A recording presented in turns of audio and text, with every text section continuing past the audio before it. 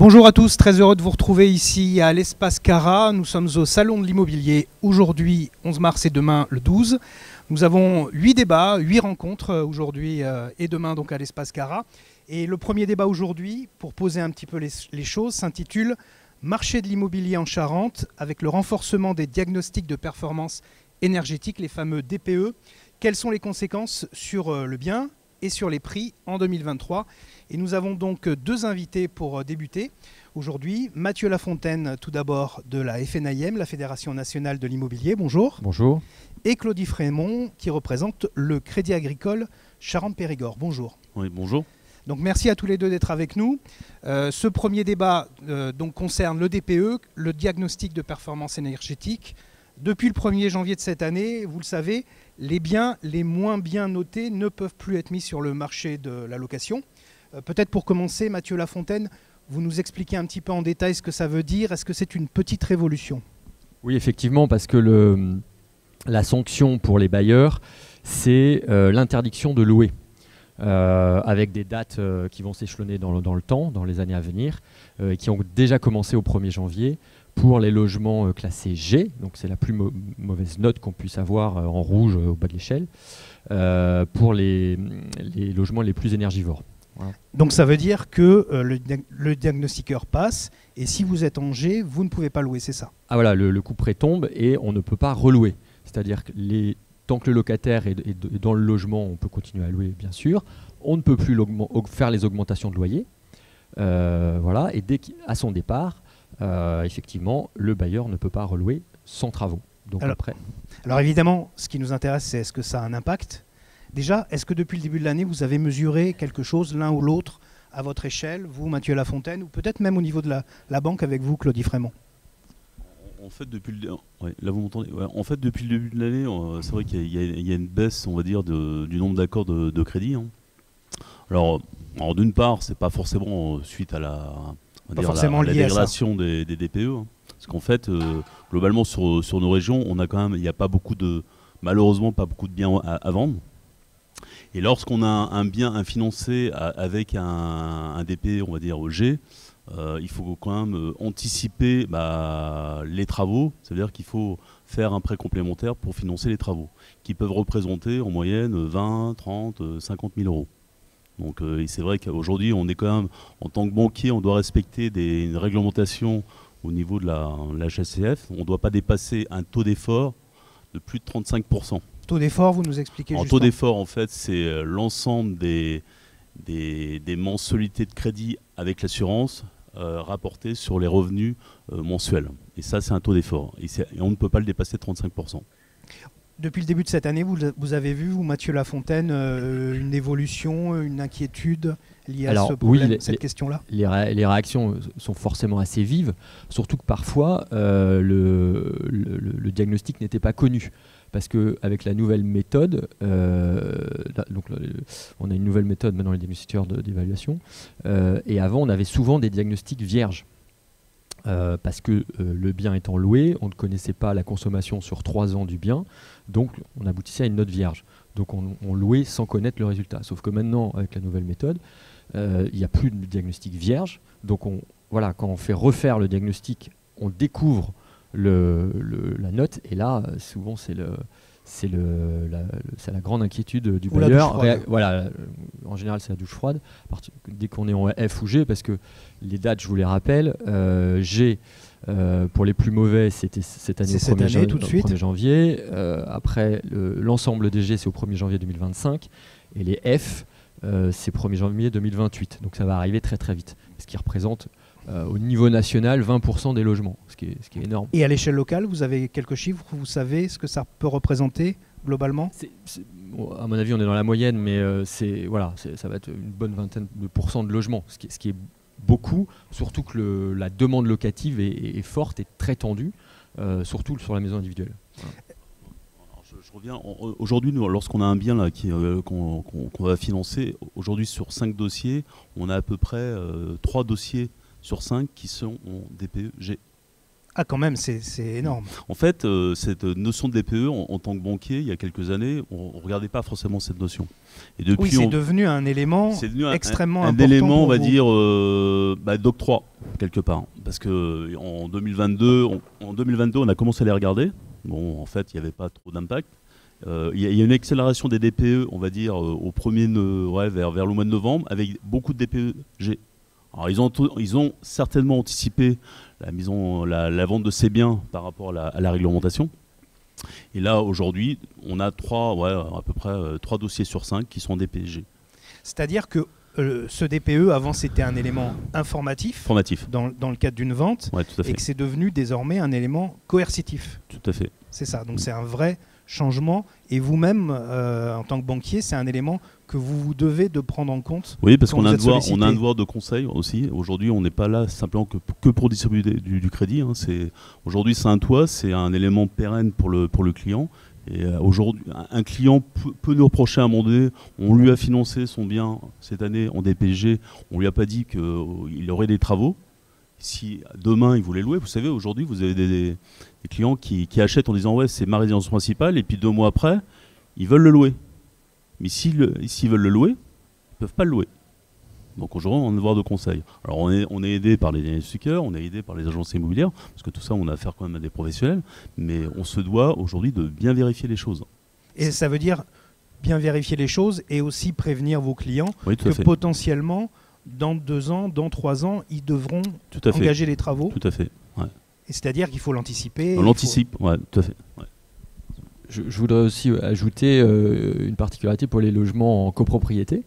C'est-à-dire que nous, en tant que syndic, on a un rôle fondamental à jouer de conseil et d'anticipation, parce que pour les logements F, il y en a quand même encore beaucoup en copropriété. Et quand vous avez changé vos fenêtres, c'est à peu près tout ce que vous pouvez faire pour améliorer au niveau privatif le classement énergétique de votre bien. Donc pour arriver après à mettre en œuvre des travaux importants d'isolation thermique par l'extérieur sur une copropriété, c'est plusieurs années entre l'étude, la prise de conscience des copropriétaires et la volonté de voter ça en assemblée générale, et après les travaux qui sont conséquents sur une copropriété. Voilà, ça met plusieurs années et on va arriver très vite en 2028. Si tout le monde n'est pas d'accord, on fait comment ? Alors, on va se retrouver avec des copropriétés où certains logements, peut-être pas tous, mais vont être en F et G, voilà. Et pour 2034 en E, donc ça c'est sûr, on va en avoir, où les logements ne pourront plus être loués. Voilà. Est-ce que vous avez le sentiment... Habiter mais plus loué, c'est-à-dire qu'on pourra le revendre pour quelqu'un qui veut l'habiter lui-même, ce qui est un peu l'absurdité du système. C'est-à-dire que vous pouvez être propriétaire de votre bien, l'occuper, mais vous ne pouvez pas le louer. Voilà. Donc tout ça, vous l'expliquez l'un et l'autre à vos clients. Est-ce que vous sentez des craintes ? En fait, au travers d'un DPE, vous savez, à un moment donné, vous avez une lettre, on va dire, vous avez un DPE en G. Et vous avez un DPE en G, et en dessous du DPE, à la fin, il y a un DPE projeté si vous faites les travaux. Il s'avère qu'aujourd'hui, quelqu'un qui achète une maison en DPE en G, et il veut faire sa cuisine aménagée, tout ça. Par contre, dans le diagnostic, il va pas tenir compte, on va dire, de l'isolation, du changement des fenêtres. Bien nous, ce dossier-là, on va lui dire, on va financer votre maison. Par contre, on va financer d'abord vos travaux avant de faire la cuisine. Votre métier, il s'est complexifié là. En fait, on a un rôle de conseil, oui, tout à fait. En fait, on n'est plus c'est devenu, on va redevenir conseiller et plus distributeur uniquement de crédit. Parce qu'en fait, il y a eu quand même une envolée du crédit là, sur ces 4 dernières années. Hein. On l'a vu tous. Hein. Aujourd'hui, les banques ont beaucoup prêté ces dernières années. Les agences immobilières ont beaucoup vendu. Alors, peut-être trop d'ailleurs, parce qu'il n'y a plus de biens à vendre. Oui, c'est un vrai problème. Hein. Oui, effectivement, les stocks sont toujours très bas. Ce qui est un peu paradoxal, c'est qu'on sent la demande qui a baissé, mais il y a toujours très peu de biens à vendre. Et il y a des secteurs ou des quartiers où les gens ne trouvent pas ce qu'ils souhaitent. Voilà. Donc de ce point de vue-là, c'est un vrai problème. Ça reste un problème. Je suis d'accord, c'est vrai que c'est un vrai problème, mais c'est aussi une opportunité aussi de verdir, de rendre les maisons moins énergivores. Donc aujourd'hui, et puis nous, c'est en tant que banquier, établissement prêteur, c'est de dire on va reprendre notre rôle de conseil. Donc aujourd'hui, on va expliquer. Nous, on a une agence, on va créer une agence Habitat Conseil Énergie. Donc on va faire du crédit, mais aussi on va les aider à diagnostiquer via les DPE, leur expliquer les choses, rendre les choses aussi un peu plus pédagogiques, même si les agences immobilières le font, hein, très bien, hein, ou les diagnostiqueurs, mais à un moment donné, il faut se croiser. Hein. Ces trois métiers, il faut que ça se croise. Hein. Parce qu'aujourd'hui, s'ils vendent des biens, c'est bien, globalement, il faut qu'ils soient financés, et bien financés. Aujourd'hui, on ne peut pas se permettre de faire acheter au client simplement le bien s'il est dégradé. La volonté, elle n'est pas là. Demain, nos clients, on les croise. Demain, les clients de M. Lafontaine, ils croisent ses clients. Ils disent écoutez, vous êtes gentil, M. Lafontaine, vous avez vendu un bien, il est rangé. Par contre, je voulais le louer, je ne peux pas le louer. Vous faites quoi, M. Lafontaine ? Vous faites quoi, Monsieur Lafontaine ? Vous interroge Claudie Frémont. Effectivement, nous, on a un rôle de conseil par rapport à tous nos bailleurs, pour lesquels on découvre souvent les classements, pour leur faire les devis et les accompagner dans cette démarche. D'abord, un audit pour savoir qu'est-ce qu'on va faire, parce que parfois, suivant le type de bien, on ne va pas faire les mêmes choses. Est-ce qu'on va d'abord privilégier l'isolation ? Est-ce qu'on fait une rénovation globale ou est-ce qu'on va agir sur certains postes, l'isolation ou la source de chauffage ou de production d'eau chaude ? Voilà, donc ça, il faut faire d'abord une étude, après le chiffrer et après le mettre en œuvre. Donc tout ça, on va accompagner les bailleurs. Voilà.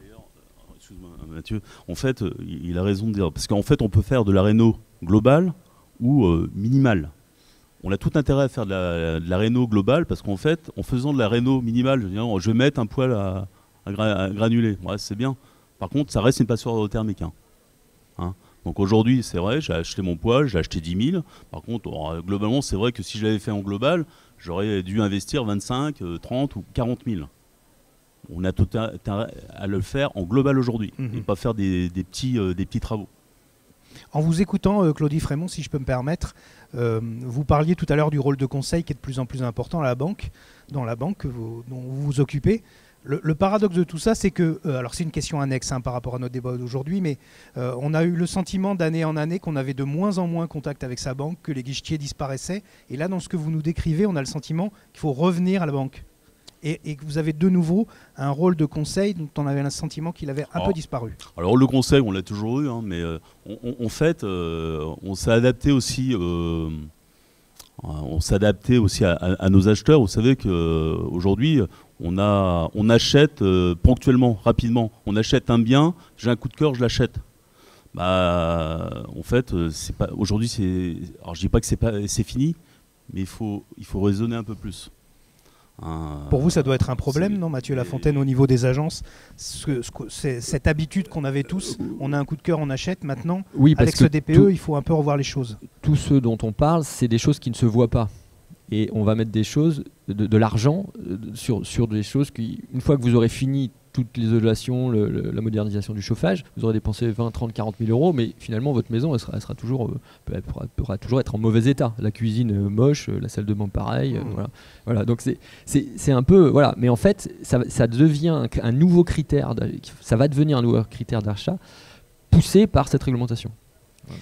Est-ce que vous avez l'impression, comme le disait, nous avions interviewé à Charente Libre il y a quelques jours, l'Union des propriétaires immobiliers, l'UNPI et Charente, Alain Pasquet nous disait il prédisait une part non négligeable des petits bailleurs qui risquaient d'être pris à la gorge avec ce problème-là. Est-ce que vous partagez ce point de vue ? Alors, on n'a pas de boule de cristal, mais quels sont nos bailleurs aujourd'hui que l'on gère ? C'est soit effectivement les personnes retraitées qui avaient investi à 40, 50 ans pour avoir une retraite complémentaire. Et la question, c'est est-ce que ces bailleurs-là vont vouloir mettre de l'argent encore dans leurs biens et ce que je viens de dire, dans des choses qui ne se voient pas, simplement pour pouvoir louer leurs biens. Ça, je pense qu'il y aura une grosse partie qui va vouloir vendre. Ou alors les investisseurs qui ont encore un crédit. Donc là, est-ce qu'ils vont être finançables, encore une fois, en complément de leur crédit d'achat d'origine ? Voilà, donc tout ça, effectivement, je pense qu'il y a un certain nombre de biens qui vont être vendus parce que nécessitant des travaux, et il n'y aura pas d'autre solution, pour les gens qui n'ont soit pas le cash, soit qui ne vont pas pouvoir ou vouloir réemprunter. En fait, il y a quelques années, on va dire avant 2019, globalement, les banques, on pouvait prêter nous jusqu'à, en fait, on parlait d'un taux d'endettement de 33%, donc c'est en fait la mensualité hors assurance sur les revenus mensuels.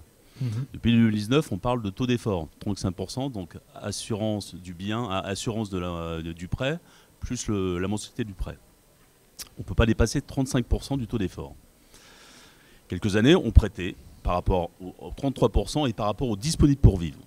Donc il y a des emprunteurs, ils étaient à 40% de taux d'endettement, les investisseurs, ça ne posait pas de problème globalement. Aujourd'hui, ça nous pose un problème, c'est qu'au niveau de la réglementation, on ne peut pas dépasser. Alors, on peut dépasser à 20% de nos encours tous les mois, mais au-delà, on ne peut pas. Donc, c'est-à-dire qu'on a une fenêtre de sortie une fois par mois pour dépasser les 20%. Mais pour avoir cette fenêtre de sortie, il faut qu'on puisse prêter à des futurs propriétaires pour leur résidence principale. En fait, c'est un espèce de quota qui tourne tous les mois. C'est compliqué, hein. Donc aujourd'hui, c'est vrai que moi, j'ai mon DPE, je suis bailleur, mon DPE est dégradé, je veux continuer à louer. Mais je n'ai pas suffisamment de revenus. Donc je ne pourrais pas emprunter. Qu'est-ce que je fais? Je vends ou je décollecte mon épargne et je fais les travaux. Dilemme. Qu'est-ce que vous répondez aux propriétaires qui disent que même avec un logement en G, il y a une telle pénurie de logements que de toute façon je vais vendre? Partagez cet avis? Vous avez entendu ça? Oui, alors mais la question c'est à quel prix? Parce que vendre, oui, mais aujourd'hui, effectivement, les prix de ces 2-3 dernières années ont progressé, mais avec cette nouvelle obligation d'isoler, voilà, quel va être l'effet sur les prix? Aujourd'hui, on ne le sait pas. On imagine que ça va avoir un impact assez fort parce que à la baisse, puisque l'acquéreur il va faire chiffrer les travaux nécessaires. Et donc il va dire ça vaut 100 moins les travaux. Voilà. En fait, le DPE devient une espèce d'arbitre de la valeur du marché donc, dans de l'immobilier. Reprenez le micro, pardon. En fait, c'est le contrôle technique de la voiture, hein, c'est pareil. Aujourd'hui, vous passez votre voiture au contrôle technique, si elle ne passe pas, vous ne pouvez pas la vendre. Si vous voulez la vendre, il faut aller faire des réparations. Là, c'est le même principe. Alors, le montant est certes différent, en sachant qu'aujourd'hui, le véhicule, on ne le loue pas pour avoir un revenu complémentaire. La maison, si vous êtes bailleur, bah, vous le louez pour avoir un revenu complémentaire. Donc là, c'est un peu plus compliqué quand même. On n'a pas été très, très optimiste là, jusqu'à présent en parlant de ce DPE. Ouais, c'est vrai que... Alors, ouais. Est-ce que vous avez quand même, puisqu'on arrive au bout de cette première émission, envie de délivrer un message un petit peu optimiste? Parce que l'idée n'étant pas de décourager les gens. Mathieu ? Oui, non, alors je pense qu'il faut voir ça dans la volonté. Pourquoi on a fait ça? Enfin, pourquoi le gouvernement a imposé ça? C'est le reverdissement du parc. C'est-à-dire qu'aujourd'hui, l'énergie, et on l'a vu avec tout ce qui s'est passé ces derniers mois, sur le coût de l'énergie a augmenté et va continuer certainement à augmenter. Donc il faut penser que les locataires ont besoin d'un logement bien isolé pour pouvoir maîtriser le coût de leur énergie, peut-être le stabiliser et pas que ça explose. Voilà. Et voilà. Prenez le micro, pardon. Surtout le pouvoir d'achat, parce qu'en fait, si on leur vend des passoires thermiques, ils payent leur mensualité, mais s'ils ne peuvent pas chauffer, vivre dans leur maison, je vois pas l'intérêt. Hein. Voilà. En fait, on veut pas. La volonté, c'est pas de rendre le marché pessimiste, mais c'est de dire aujourd'hui, vous avez affaire à des professionnels. Quand on vous dit que c'est pas possible, il faudra faire ça. Il faut respecter aussi ces conseils. Alors c'est vrai qu'à un moment donné, on a des coups de cœur sur des biens, on veut les acheter, même si le DPE est dégradé. Mais à un moment donné, il faut peut-être aussi réfléchir. On fait des montages spécifiques. Il y a des aides, hein. Il y a beaucoup d'aides. Hein. Il y a l'éco-PTZ jusqu'à 30 000 euros. Oui, il y a un éco-PTZ global jusqu'à 50 000 euros. C'est du prêt à taux zéro, du prêt réglementé. Il faut respecter aussi... on ne peut pas commencer les travaux sans avoir validé aussi certaines subventions au niveau de l'ANA. Il y a tout ça. Et ça, on va dire, cet ensemble de process... Il faut que ça passe par vos conseillers, alors vos banquiers, vous passez par les agences immobilières, ils vont vous rerouter, mais ne vous précipitez pas. Aujourd'hui, on n'achète pas comme on achetait il y a 2 ou 3 ans. Le coup de cœur, c'est fini. Le coup de cœur, c'est fini, mais on peut acheter des belles choses, avoir des coups de cœur, mais il faut rénover. Et c'est important quand même. En tout cas, on s'ouvrira toujours un bien. On est là pour vous accompagner. Hein. Aujourd'hui, on est banquier sur le territoire, c'est pour accompagner tous nos clients et tous nos prospects. Vous vouliez ajouter quelque chose? Oui, donc si vraiment on voulait dégager le côté positif pour les locataires, c'est évidemment maîtriser leur budget énergie et donc réduire leurs dépenses. Donc ça, c'est quand même un aspect important. Et pour les bailleurs, évidemment, ça va être l'augmentation des loyers. Parce que l'investissement va avoir la contrepartie, ça va être que les loyers vont progresser parce qu'ils vont être mieux isolés. Donc les locataires vont faire des économies. Voilà, donc ça va valoriser les loyers. Donc finalement, voilà, chaque partie va retrouver un équilibre. Alors certes, ça passe par la contrainte aujourd'hui, mais c'est des opportunités à venir pour les bailleurs qui vont rentrer dans ce système et comprendre la logique. Je reviendrai, c'est vrai qu'on a connu quand même des années des années folles en termes de vente de biens, en termes de crédit. Je pense qu'on va avoir des années, les années parce qu'on a quoi? On a 10 ans à peu près pour Verdrir. Oui, c'est ça. Ouais, 10 ans. On a 10 ans pour Verdrir, donc je pense que la prise en charge, la vente de ces biens, les réalisations des crédits là, dans ces années qui vont courir là, elles seront certainement moindres qu'auparavant, mais elles seront certainement aussi beaucoup plus qualitatives. Aujourd'hui, les clients qui vont acheter leurs biens avec les travaux, là, ils vont avoir des biens qui seront propres. Ils vont pouvoir les garder aussi longtemps. Mais des fois, il vaut mieux patienter pour acheter un bien, ou alors peut-être épargner un peu plus pour dire et ensuite emprunter. Donc ne pas se précipiter, c'était le mot de la fin que vous aviez envie de nous présenter. Merci à tous d'avoir assisté. Merci Claudie Frémont, merci Mathieu Lafontaine. Le prochain débat est à 14 h. Vous retrouverez ce débat sur charentelibre.fr dans quelques instants. Et donc on se retrouve à 14 h pour le prochain débat. Merci à tous.